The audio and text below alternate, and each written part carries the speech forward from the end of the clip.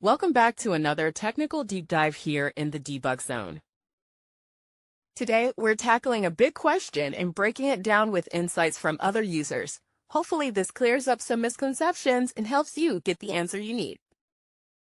So, buckle up, stay a little curious, and let's jump right in.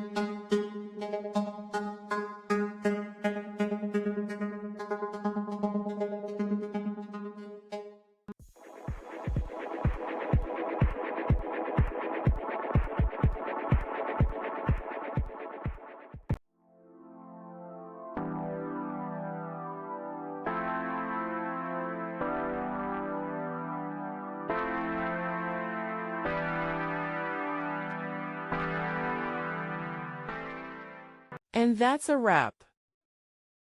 I hope you found the answer you were looking for. If you did, take a second to hit that subscribe button. It really helps out. And let me know in the comments which solution worked best for you. See you next time in the debug zone.